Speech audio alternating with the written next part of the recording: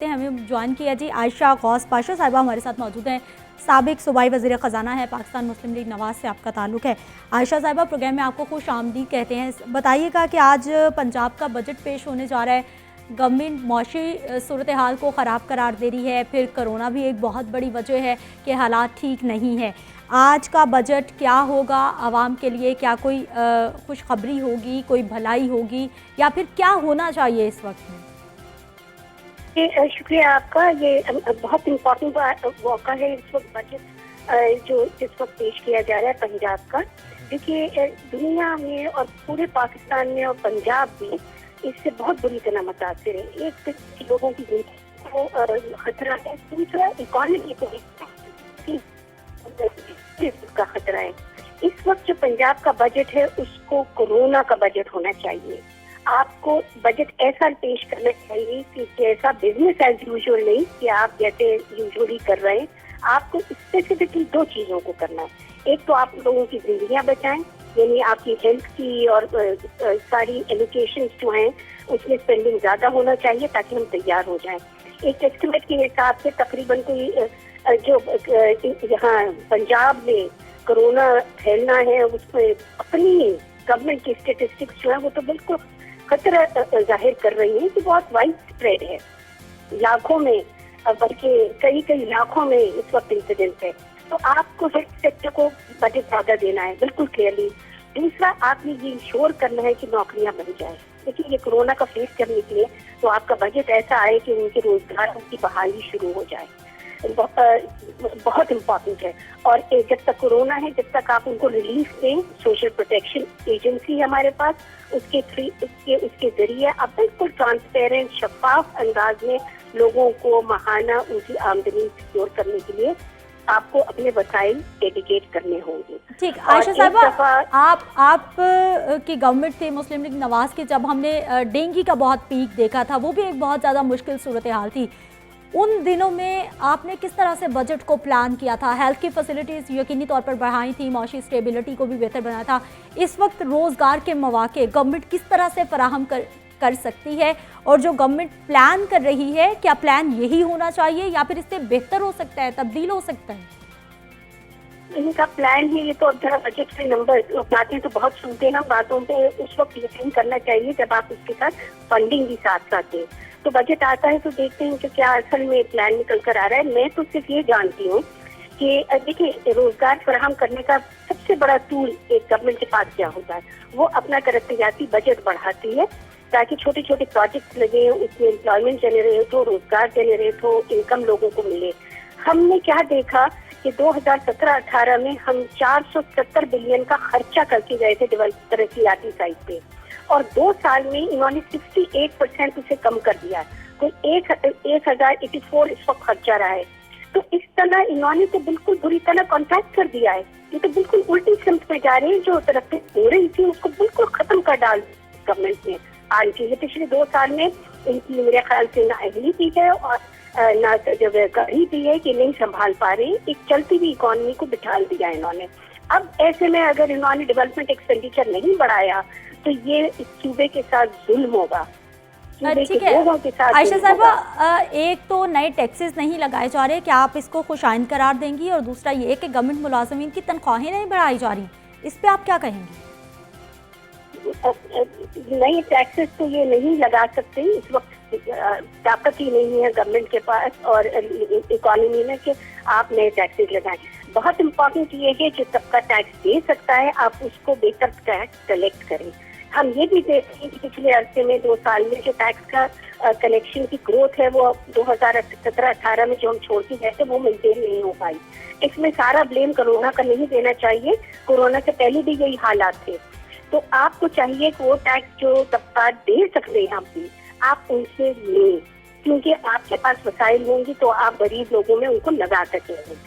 और ये मौके, इसका ये मतलब नहीं है आप टैक्स रेट बढ़ाएं, इसका ये मतलब है आप अपनी टैक्स एडमिनिस्ट्रेशन बेहतर करें, जो आपके लीकेजेस है उसको खत्म करें, और आप किसी तरह टैक्स उन टैक्सेस से जो अमीर तबकात के प्रॉपर्टी होल्डर्स से, यानी जिनके पास बड़ी बड़ी प्रॉपर्टीज है, जिनके पास बड़े बड़े कारोबार है, जो बड़े बड़े जिसके सर्विसेज सेक्टर वगैरह करते हैं, आप उनसे टैक्स लगाएं, ये आपके पास गुंजाइश होनी चाहिए और आपको करना चाहिए। आयशा साहिबा, ये जितने भी मुश्किल हालात हम लोग देख रहे हैं, इसमें माजरत के साथ ऑपोजिशन ने भी उस तरह से अपना किरदार नहीं निभाया, क्योंकि ऑपोजिशन हमेशा गवर्नमेंट पर तनकीद करती है, गवर्नमेंट को रास्ता दिखाती है कि आप लोग ये कर रहे हैं, आपको ये करना है, लेकिन हमने ऑपोजिशन को स्ट्रांग नहीं पाया।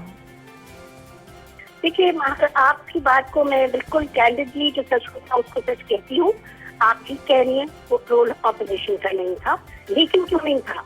इसलिए कि गवर्नमेंट जो है वो इस हद तक पोलराइज कर दिया उसने सिस्टम को, चाहे फेडरल गवर्नमेंट में हो या सूबों में हो, कि आप खड़े होकर अपनी बात कर ही नहीं सकते, आपकी बात को सुनने वाला नहीं है। ये हेलो जी जी जी जी, ये डेमोक्रेसी जो है उनकी कमजोरी की निशानदही कर रही है। जिस तरफ हम जा रहे हैं वो डेमोक्रेटिक इंस्टीट्यूशन और डेमोक्रेसी को हमने वीकेंड किया है ये 2 सालों में।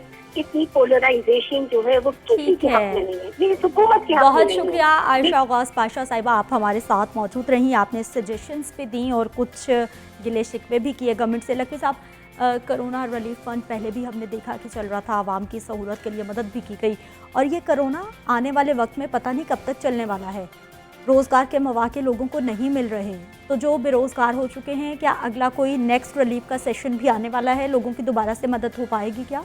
जी हाँ, इस सिलसिले में जो फेडरल बजट मैंने कुछ देखा है उसमें जो एहसास कफालत फंड है उसमें इजाफा किया गया है, और जो लॉकडाउन की सूरत हाल वो नहीं है जो पहले थी, उसमें काफ़ी रिलीफ दिया है हुकूमत ने, गरचे उसके मनफी असरात जो हैं वो भी हमें नज़र आ रहे हैं मरीज़ों की तादाद बढ़ने की सूरत में।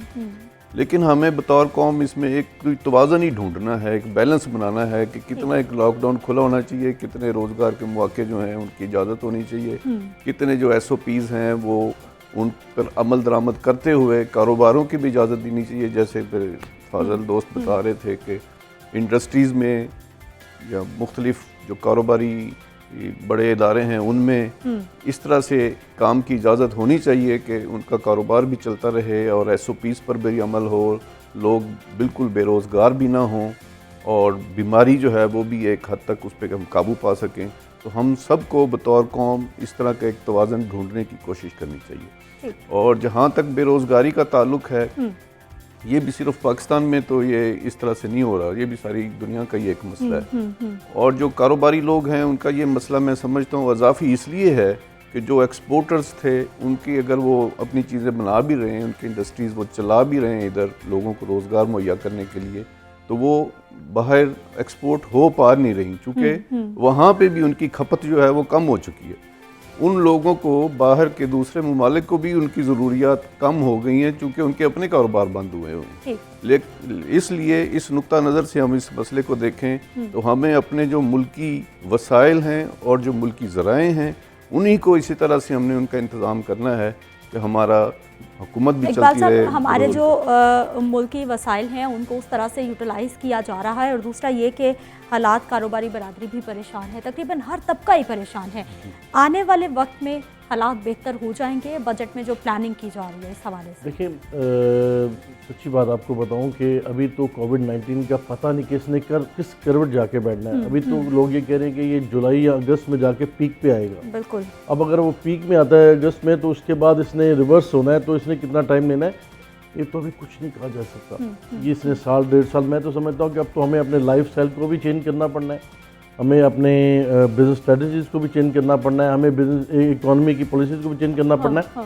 अब मैं आपको थोड़ा सा बताना चाहता हूँ कि गवर्नमेंट से हमने बार बार रिक्वेस्ट की है कि जो कुछ जो हमारी इंडस्ट्री लगी यहाँ पे बड़ी मशरूम ग्रोथ हुई। फिरोजपुर रोड में आप चले जाएँ, वो चली गई, वहाँ पे शाहदरा में फैली हुई है, उसके साथ आबादी भी बाद में हो गई। फिर उसके बाद आपका जो काना काछा है उसमें, तो इसको रेगुलराइज कर दे, कम से कम लोगों के सर पे जो तलवार लटकी हुई है कि जी हमें कल को बंद कर देंगे, वो अपना काम तो सही कर सकें। तो इसलिए गवर्नमेंट को इसको रेगुलराइज करना चाहिए। इन्होंने हमसे वादा किया कि हम इसको कर देंगे, लेकिन अभी तक नहीं किया। वादा कब किया? वादा तो पिछले अपना 1-1.5 साल से हमारे साथ वादा है कि हम इसको कर रहे हैं। मेरी बेशुमार मीटिंग्स हुई हैं चैम्बर में, हम तो बुलाते रहे और मिनिस्टर साहब को बुलाते रहे। हो क्यों नहीं रहा, वजह क्या है? देखिए, मुझे इसका बताया नहीं जाता, हम कहते हैं हमें इसकी वजह ही बता दें क्यों नहीं कर रहे। क्या मसला क्या फिर है। आपको क्या समझ आती है मैं कि मैं ये समझता हूँ कि गवर्नमेंट जो है ना, गवर्नमेंट के जो महकमे हैं, जो इंस्टीट्यूशंस हैं, हाँ। वो उनको ये करने नहीं देते। वो अपना एक डाल के बैठ जाते हैं कि नहीं जी इसको करेंगे तो हमारा ये काम हो जाएगा।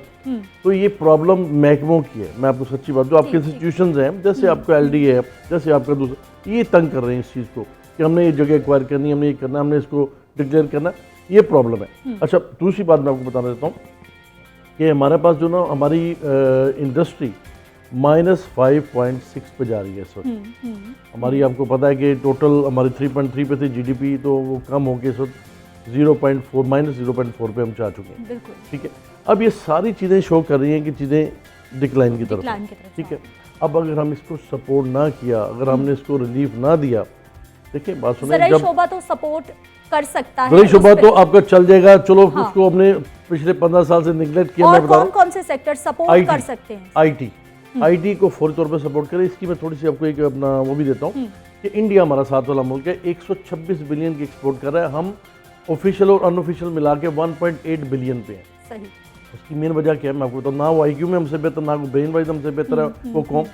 सिर्फ एक चीज़ की उन्होंने, कि उन्होंने, गवर्नमेंट ने अपने लेवल पे सिलिकॉन वैली अमेरिका में अपने 3 अदद ऑफिस खोले, जो वहाँ से बिजनेस लेके अपने लोकल जो अपना इंडियन है उनको दिलवाते हैं। हमने इसके ऊपर काम ही नहीं किया। हमें तो कम से कम 1 अदद ऑफिस वहाँ पे होना चाहिए जो वहाँ पे बिजनेस दे, और पाकिस्तानी हूँ, जो पाकिस्तानी यहाँ पे उनको उनके साथ उसमें रिलेट कर सके। हम सब कुछ कर सकते हैं। हमारे फ्रीलांसर $5 से $10 पे काम कर रहे हैं, जबकि इंडिया का फ्रीलांसर $25 ले रहा है। सही। हमने इसके ऊपर काम नहीं किया। और दूसरी बात ये कि ये अगर फौरी तौर पे कर दिया जाए तो इसका रिजल्ट भी आपको विद इन 2-3 ईयर्स में हम 5 बिलियन तक एक्सपोर्ट में जा सकते हैं बड़ी आसानी के साथ। ठीक। सिर्फ थोड़ी सी इसको फोकस करना है। हाँ। अच्छा, अब आपने अभी मैडम ने बात की थी बड़ी अच्छी कि डेवलपमेंट फंड मैंने भी देखे हैं पिछले 2 साल से बिल्कुल यूज़ नहीं हुए, जिसकी वजह से ना सर्कुलेशन ऑफ मनी वो कम हो जाती है। जब गवर्नमेंट इन्वेस्ट नहीं करती तो सर्कुलेशन कम हो जाती है। तो जो डेवलपमेंट बजट है वो तो हर सूरत होना चाहिए ताकि चीज़ें आगे की तरफ चलें। और मैंने सुना है कि इस बार जो है ना डेवलपमेंट बजट जो है ना वो यकसर रखा ही नहीं गया, बिल्कुल बहुत कम किया ये गया। सुनने में है। अब ये आएगा तो पता लगेगा कि उसको किस तरह से करते हैं। ठीक है, फिर आप इरफान कहते हैं साहब, एक्स्ट्रा टैक्स तो भाई वो नहीं लगाए, मान लिया हमने। हाँ। बट जो पिछले साल के सारे टैक्स लगे हुए हैं वो टैक्स कौन से कम किए, रिलीफ कोई नहीं है, सिर्फ ये हुआ है कि एक्स्ट्रा टैक्स नहीं लगाए हमने। नहीं लगा। हमारी चले, economy एक इसकी कुछ मुतम्मल तो ही नहीं है। खुशखबरी आई, वो भी लग जाते तो फिर मजीद हम यहाँ पर बैठे जो है वो परेशान हो रहे होते हैं। मैरिज हॉल इरफान साहब, वाले और रेस्टोरेंट वाले जो ना वो हमसे बार बार रिक्वेस्ट करते हैं कि जी हमारा तो बिजनेस चला ही नहीं, हाँ, तो हमें रिलीफ दिया जाए। तो